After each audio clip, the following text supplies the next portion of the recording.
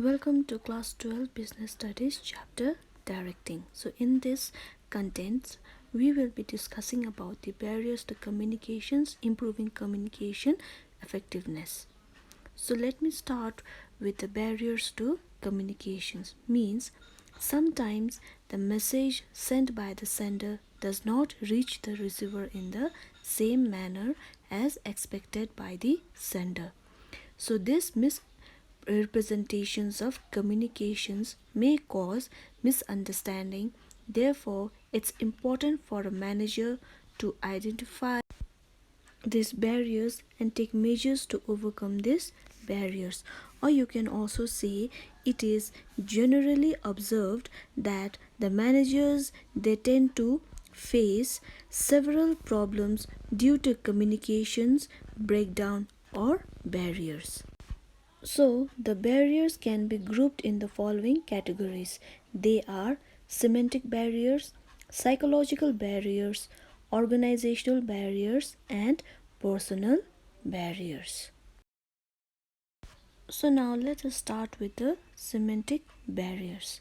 Means misunderstanding that occurs by people by trying to communicate an idea but simultaneously having completely different meanings in the mind for the words. Or you can also say that sometimes the same words and sentences can be understood differently by different people in the organizations, which means differences in the understanding level of the employees. Like, for example, if the production manager announces in the meeting that there will be increase in the budget of production department, then employees they may understand that their salary will increase because they are talking about the budget, but managers may understand it that expensive machineries will be purchased. So this is the example of the semantic barriers.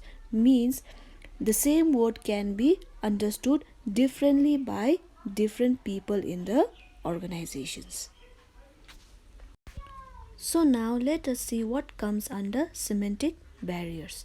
They are badly expressed message, symbols with different meanings, faulty translations, unclarified assumptions, and technical jargon. Sixth, body language and gesture decoding.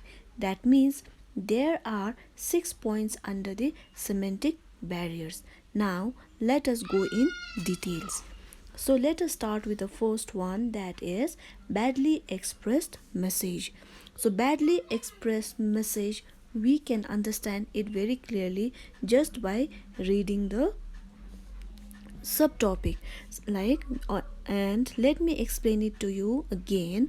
Sometimes, like, due to the lack of vocabulary, managers they may tend to use the wrong words, omissions of needed word. So due to this, the managers may fail to convey the same meaning to his subordinates. So the second is symbols with different meanings. Means sometimes a word may have different meaning, so the receiver may understand the other meaning. Or you can also say that a word may have several meanings which may be wrongly understood by the receiver, which distorts the communication process and leads to various communication problems. Like, for example, consider this three sentences where the work value is where the word value is used. Okay, what is the value of this ring? I am repeating it again. What is the value of this ring? Second, the second sentence, I value our friendship. And the third sentence, what is the value of learning computer skills. Okay, so now listen to it very carefully. You will find that the value gives different meaning in different contexts. So because of this, wrong perceptions leads to communication problems. So that is why a word may have several meanings. So this comes under the symbols with different meanings. So this is also one of the main barriers to the communications. Okay, and another one is faulty translations. Faulty translation means sometimes the workers do not understand the language which is used by the managers, so workers get it translated. If translator is not efficient, if the translator is not good, he may make mistakes in the translations. So due to the wrong translations, there may be transfer of wrong messages as well. And the next fourth point is unclarified assumption, means sometimes the worker may misinterpret the assumptions. Like for example, boss may instruct the subordinates to take care of the goods. So he may means that he may mean that takes care of quality of goods.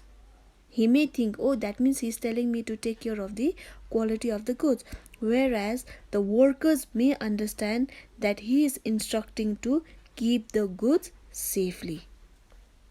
Clear? I hope you all are understanding. So unclarified assumptions, like you can also say some communications may have some assumptions which can be interpreted wrongly. Okay, like again I'm giving an example.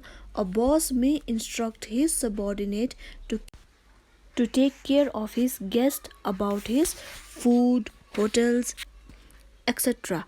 But if the subordinate interprets it in the wrong way, that the guest should be taken to hotel with care. So these unclarified assumptions affect the communication process badly.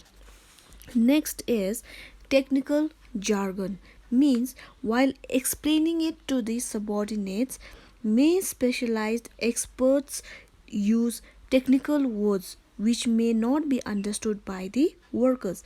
Like for example, finance managers announces EBIT is 20 crore, which means earning before interest and tax. So a manager announces, so today there is a meeting of white collar employees.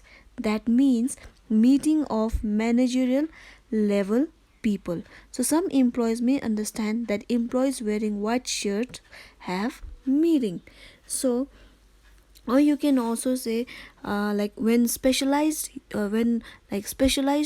words are used, like technical jargon not clear to the others, then the communication process is hindered. Or you can also make use of the book as well. So and the sixth point is body language and gesture decoding, means along with the verbal communications, another important mode of communication is the body language and gesture shown by person who is talking. So if the verbal communication is not matching with the body language, then workers may get confused and misunderstand the meaning. Like for example, if manager is telling a joke but there are signs of anger on his face, then worker obviously will get confused. So you can also say everybody movements and gestures of communicators matters so much in conveying the messages. So mismatch of expressions and body movements may hamper the communication process.